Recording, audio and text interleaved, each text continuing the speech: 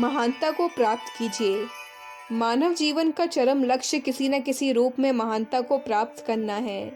महानता का अर्थ है कि आप किसी न किसी क्षेत्र में अपनी वृत्तियों को इतना विकसित कर लें कि साधारण लोगों के लिए अनुकरणीय बन जाएं और आपके मार्ग का अनुकरण करने से लोगों का कल्याण होने की संभावना हो।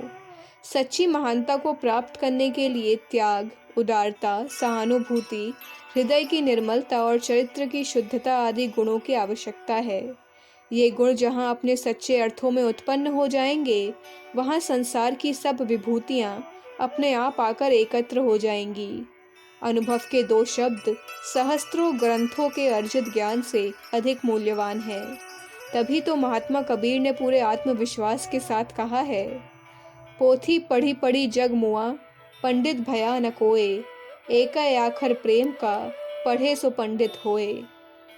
शुद्ध आचरण द्वारा उपस्थित किए गए एक उत्तम उदाहरण का जितना प्रभाव होता है, उतना सहस्त्रों विद्वानों वक्ताओं के सुंदर भाषणों का नहीं होता। जिसका हृदय उत्तम गुणों के सौंदर्य से विभूषित हो गया है, उसकी बाह्य आकृति और वेशभूषा कितनी ही विकृत और साधारण हो, जन समुदाय उसकी ओर आकर्षित हुए बिना नहीं रहेगा। इसलिए सच्ची महानता को प्राप्त करने के लिए किसी बड़ी विद्वता, वक्तृत्व कला अथवा विशेष वेशभूषा की आवश्यकता नहीं है। ये सब बाह्य आडंबर मात्र हैं और इनका प्रभाव केवल क्षणिक और अस्थायी होता है। महानता को प्राप्त करने के मार्ग पर चलने के दो तरीके हैं। पहला तरीका है एकाएक तीव्रता के साथ सर्वस्व त्याग कर अपने जीवन को लोक कल्याण और परमार्थ के लिए अर्पित कर देना। कभी कभी इसमें आशातीत सफलता प्राप्त होती है।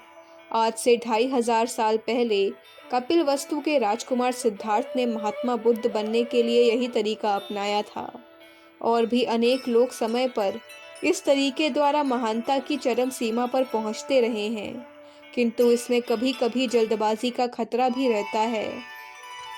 जल्दी में निर्णय करने वालों का जोश जब ठंडा हो जाता है, तो उसकी बड़ी भयंकर प्रतिक्रिया के कारण कभी कभी बड़े क्रांतिकारियों को पुलिस की मुखबिरी करते, महान देशभक्तों को देशद्रोह करते और वैरागियों को घर बार बसाते अथवा कुमार्गगामी होते देखा गया है। इसलिए महानता के मार्ग पर आगे बढ़ने का दूसरा और अधिक व्यवहारिक तरीका यह है कि धीरे धीरे छोटे छोटे कार्यों द्वारा पहले बड़े कार्यों और त्याग का प्रशिक्षण लिया जाए।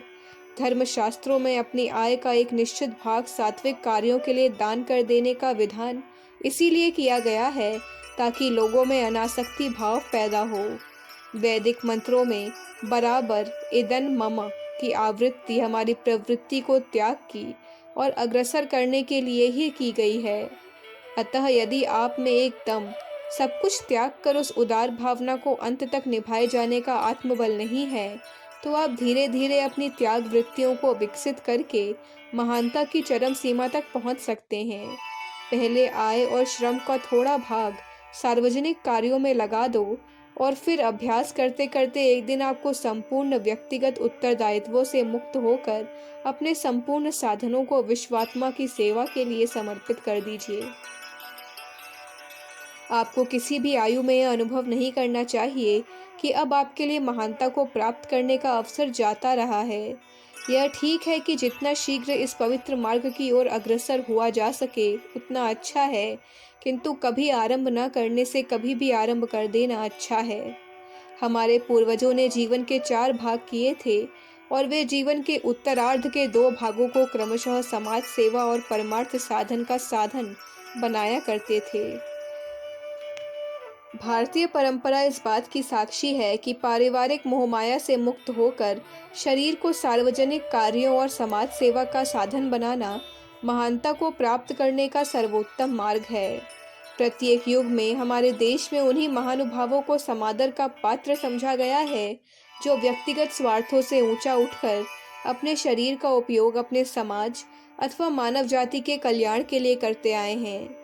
आपका प्रारंभिक जीवन कितना ही साधारण अथवा नगण्य रहा हो, निरंतर अभ्यास के द्वारा आप महानता की उस चरम सीमा तक पहुंच सकते हैं जिसकी इस समय आप कल्पना भी नहीं कर सकते। सच्ची लगन और अध्यवसाय के बल पर लोगों ने संसार में असंभव को संभव कर दिखाया है। इस्लाम धर्म के प्रवर्तक हज़रत मोहम्मद ने अपने जीवन के 40 वर्ष एक व्यापारी के रूप में भ्रमण करने में ही बिताए थे। आदि कवि वाल्मीकि के जीवन का अधिकांश भाग भेड़िए के रूप में बीता था। संस्कृत के सर्वोत्तम नाटककार कवि कुलगुरु कालिदास अपनी जवानी तक वज्रमूर्ख ही रहे थे। प्रातः स्मरणीय गोस्वामी तुलसीदास जी आरंभ में हमारी आपकी तरह एक साधारण गृहस्थ ही थे, और कहा जाता है कि संत शिरोमणि महात्मा सूरदास जी ने तो अपनी जवानी के दिनों में साधारण से भी नीचे गिरे हुए थे। मकानों की रंगाई पुताई करते हुए हिटलर ने यह नहीं सोचा था कि एक दिन वह जर्मनी का भाग्य विधाता बन जाएगा। लुहार के रूप में जीवन आरंभ करने वाला मुसोलिनी यह नहीं जानता था कि एक दिन समस्त इटली की बागडोर उसके ही हाथों में आने वाली है। इसलिए आप भी यह मत सोचिए कि आपने अपना जीवन किस रूप में आरंभ किया था। आप अपनी छोटी से छोटी स्थिति से प्रयत्न आरंभ कीजिए और आप देखेंगे कि धीरे धीरे बढ़ते हुए आप कहीं से कहीं पहुंच गए हैं। आज के युग में इस बात को समझने के लिए गांधी जी का उदाहरण उपयोगी होगा। गांधी जी की आत्मकथा का अध्ययन करने पर पता लगता है कि आरंभ में वे अत्यंत साधारण आदमी थे। मनुष्य में पाई जाने वाली सभी निर्बलताएं और मनोविकारों की प्रबलता उनमें औसत से अधिक मात्रा में थी। प्रतिभा और बुद्धि की दृष्टि से भी वे कोई अद्वितीय व्यक्ति नहीं थे। परिवार की सहायता के बल पर उन्होंने विलायत जाकर बैरिस्टरी पास की, लेकिन वे कोई सफल वकील भी न बन सके। उन्होंने स्वयं लिखा है कि जब वे जहाज में बैठकर पहली पहल विलायत को गए तो अपने जहाज के कमरे से बाहर नहीं निकलते थे, क्योंकि उन्हें अंग्रेजी में बात करने का अभ्यास नहीं था, और कोई अंग्रेज उनसे बात करता तो वे ठीक ठीक समझ नहीं पाते थे। बैरिस्टर होने पर भी जब वे अपने पहले मुकदमे की पैरवी करने खड़े हुए तो उनके पैर कांपने लगे, सर चक्कर खाने लगा और उन्हें ऐसा मालूम हुआ जैसे सारी अदालत घूम रही है। उनकी ज़बान बंद हो गई और वे अपने मुवक्किल की फीस लौटाकर अदालत से उठकर चले गए। जब इतना शर्मीला और दब्बू आदमी भी अपनी इच्छा शक्ति, मनोबल और दृढ़ चरित्र के बल पर अपने युग का महानतम पुरुष और करोड़ों व्यक्तियों का एक छत्र हृदय सम्राट बन सकता है, तो फिर कोई कारण नहीं कि प्रयत्न करने पर आप भी महानता को प्राप्त ना कर सकें। अंग्रेजी की एक सूक्ति का अर्थ है कि कुछ लोग जन्म से ही महान पैदा होते हैं, कुछ लोगों के ऊपर महानता थोपी जाती है और अधिक लोग उसे सतत परिश्रम करके प्राप्त करते हैं। प्रयत्नों द्वारा प्राप्त की गई महानता ही सच्ची महानता है, क्योंकि ऊपर से लादी गई अथवा मुफ्त में पाई गई वस्तु का उतना महत्व नहीं होता। ऊपर के उदाहरणों से स्पष्ट है कि महानता को प्राप्त करना उतना कठिन नहीं है जितना कि वह समझा जाता है। महानता किसी विशेष व्यक्ति की धरोहर या जागीर नहीं है।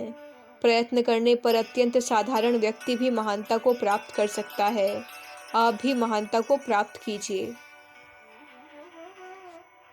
अखंड ज्योति, फरवरी 1959, पृष्ठ संख्या 9, 10, 11।